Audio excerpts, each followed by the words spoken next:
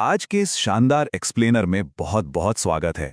आज हम एक ऐसी पूरी और एकदम अविश्वसनीय जीवन गाथा को डीकोड करने वाले हैं जो सच कहूं तो किसी हॉलीवुड थ्रिलर फिल्म के हीरो के सफर से बिल्कुल भी कम नहीं है। हम एक ऐसे इंसान की बात कर रहे हैं जिसने मुश्किलों को ही अपना सबसे बड़ा हथियार बना लिया और पूरी दुनिया को दिखा दिया कि मानवीय साहस की वाकई कोई सीमा नहीं होती। ये एक ऐसी कहानी है जो हर कदम पर हैरान भी करती है और जबरदस्त प्रेरणा भी देती है। तो चलिए बिना किसी देरी के शुरू करते हैं। जरा एक सेकंड के लिए एक ऐसे मंजर के बारे में सोचिए जहां रात का तापमान -50 डिग्री तक गिर जाता है। बर्फीली हवाएं इतनी तेज कि वहां सीधे खड़े रहना भी लगभग नामुमकिन है। जहां अगर एक भी गलत कदम उठाया तो वापस लौटने का कोई रास्ता नहीं बचता।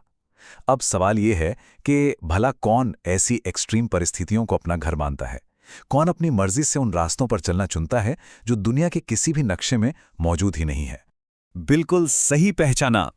उनका नाम है बेयर ग्रिल्स। और सच मानिए, ये सिर्फ एक टीवी प्रेजेंटर की कहानी नहीं है। आज के हमारे इस विश्लेषण का ये वो केंद्र बिंदु है जहां हम समझेंगे कि कैसे एक इंसान ने अपनी एक बेहद असाधारण जिंदगी को एक ऐसे ग्लोबल फिनोमेनॉन में बदल दिया जिसे आज पूरी दुनिया जानती है और सलाम करती है। ओके, तो चलिए जल्दी से इस टाइमलाइन पर एक नज़र डालते हैं। 1974 में उत्तरी आयरलैंड में जन्मे इस बच्चे का असली नाम दरअसल एडवर्ड माइकल ग्राइल्स था। बचपन में ही उनकी बड़ी बहन ने उन्हें बेर यानी भालू बुलाना शुरू कर दिया था। और देखिए, महज 8 साल की उम्र में वो एक स्काउट बन गए और अपने पिता के साथ चट्टानों पर चढ़ना सीख रहे थे। टीनेज तक आते आते उन्होंने कराटे में सेकंड डैन ब्लैक बेल्ट हासिल कर लिया था और फिर दुनिया के सबसे प्रतिष्ठित ईटन कॉलेज में पढ़ते हुए वहां का पहला माउंटेनियरिंग क्लब तक शुरू कर दिया। ये वो शुरुआती संकल्प था जो बचपन से ही प्रकृति के साथ उनके गहरे जुड़ाव से तैयार हो रहा था। अब आते हैं इस सफर के सबसे डार्क और सबसे अहम अध्याय पर, SAS और वो काला दिन। साल था 1996, जगह थी ज़ैम्बिया। एलिट 21 स्पेशल एयर सर्विस का हिस्सा रहते हुए 16,000 फीट की ऊंचाई से एक एयरक्राफ्ट से छलांग लगाई गई थी। सब कुछ एकदम प्लान के मुताबिक चल रहा था, लेकिन अचानक 4,900 मीटर की ऊंचाई पर उनका पैराशूट फट गया। ये एक ऐसा खौफनाक पल था जहां वक्त जैसे पूरी तरह थम सा गया हो। अब इस स्लाइड पर जो डिटेल्स हैं वो वाकई रोंगटे खड़े कर देने वाली हैं। 4,900 मीटर की ऊंचाई से फ्री फॉल, और वो भी सीधे अपनी पीठ के बल। रीढ़ की हड्डी की 3 वर्टिब्रे पूरी तरह चकनाचूर हो गईं। इसके बाद के 12 महीने एक बहुत ही दर्दनाक रिहैबिलिटेशन क्लिनिक के बिस्तर पर गुजरे। डॉक्टरों का साफ कहना था कि शायद उम्र भर के लिए पैरालिसिस का सामना करना पड़ सकता है। उस अंधेरे कमरे में जहां जिंदा बचना ही नामुमकिन लग रहा था, वहां सर्वाइवल की एक बिल्कुल अलग ही लड़ाई लड़ी जा रही थी। बिस्तर पर लेटे हुए उन्हें ऊंचाई से गिरने के बहुत बुरे सपने आते थे, लेकिन सबसे खास बात यह है कि उन्होंने उस डर को अपनी कमजोरी नहीं बनने दिया। उनका ये कोट देखिए, वो कहते हैं कि मैं निडर नहीं हूं, मुझे भी डर लगता है, लेकिन उन्होंने उस डर को अपनी ताकत में बदलना सीख लिया था। इसी मेंटल स्ट्रेंथ ने उन्हें एक नए इंसान के रूप में गढ़ा। यहां से कहानी एक नया मोड़ लेती है। दूसरा अध्याय है एवरेस्ट की चुनौती, उनकी वापसी और एक ऐतिहासिक जीत। 8,848 मीटर माउंट एवरेस्ट की ये ऊंचाई कोई मामूली आंकड़ा नहीं है। जरा सोच कर देखिए, अपनी पीठ टूटने के महज 18 महीने बाद, जब वो सिर्फ 23 साल के थे, बेयर ने सारे मेडिकल अनुमानों को झुठलाते हुए इस असंभव सी लगने वाली ऊंचाई को चमत्कारिक रूप से फतेह कर लिया था।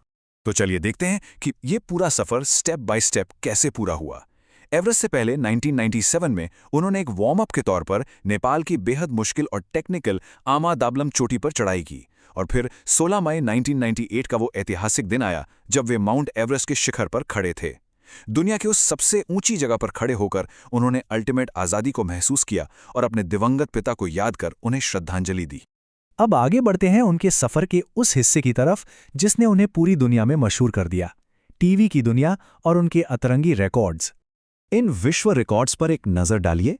ये इंसान रुकने वालों में से नहीं था। 2003 में एक छोटी सी ओपन इन्फ्लेटेबल बोट में जमा देने वाले नॉर्थ अटलांटिक महासागर को पार करना, फिर 2005 में 25,000 फीट की ऊंचाई पर ऑक्सीजन मास्क लगाकर एक फॉर्मल डिनर पार्टी होस्ट करना। मतलब ये कोई आम वीकेंड प्लान तो बिल्कुल नहीं है, राइट। और फिर 2007 में माउंट एवरेस्ट के ठीक ऊपर से पैराग्लाइडर उड़ाना। ये सारे क्रेजी कारनामे चैरिटी के लिए किए गए थे, जो उनके गजब के साहस को दिखाते हैं। और फिर 2006 में ग्लोबल लेवल पर लॉन्च हुआ मैन वर्सेस वाइल्ड, जिसने टीवी की दुनिया को हमेशा के लिए बदल दिया।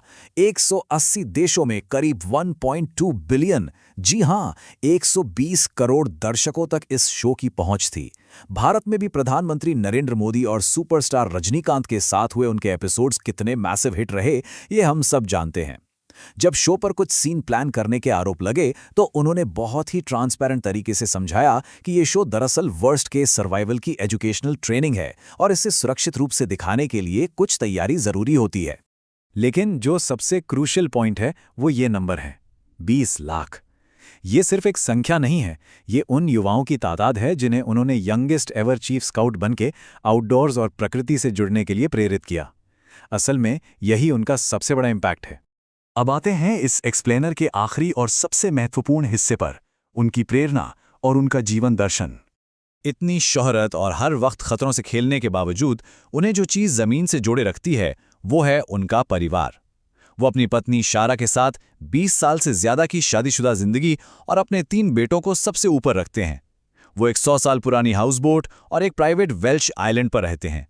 अपनी ज़बरदस्त इनर स्ट्रेंथ का पूरा श्रेय वो अपनी गहरी क्रिश्चियन आस्था को देते हैं। और हाँ, क्या आपको पता था कि इन्होंने 100 से ज़्यादा किताबें भी लिखी हैं, जिनकी 2 करोड़ से ज़्यादा प्रतियां बिक चुकी हैं। उनकी पूरी जिंदगी का निचोड़ आपको इस एक कोट में मिल जाएगा। वो कहते हैं, सर्वाइवल को सिर्फ 3 शब्दों में समेटा जा सकता है, नेवर गिव अप, यानी कभी हार मत मानो। जब उनकी रीढ़ की हड्डी टूटी थी तब भी उन्होंने हार नहीं मानी थी, और इसी एटीट्यूड ने उन्हें हर तूफान से बाहर निकाला है। और ये लाइन तो सच में बहुत ब्रिलियंट है। लाइफ उन्हें रिवॉर्ड नहीं देती जो जन्म से ही बहुत होशियार या ताकतवर होते हैं। लाइफ उन्हें रिवॉर्ड देती है जो लड़ना सीखते हैं, जो कड़ी मेहनत करते हैं और जो कभी क्विट नहीं करते। रेजिलियंस और मेहनत किसी भी जन्मजात टैलेंट से कहीं ज्यादा भारी पड़ते हैं। ये विचार इस पूरी यात्रा को एक परफेक्ट तरीके से समेट देता है। बहादुर होने का मतलब ये बिल्कुल नहीं है कि आपके अंदर डर नहीं है। बहादुर होने का असली मतलब है कि डर होने के बावजूद उस डर के बीच से गुजरने का रास्ता ढूंढ लेना। तो अब इस एक्सप्लेनर के अंत में एक बहुत ही पावरफुल सवाल हमारे सामने आता है। हम अपने अंदर के उस डर को कैसे उस ताकत में बदल सकते हैं जो हमें कुछ असाधारण हासिल करने में मदद करे।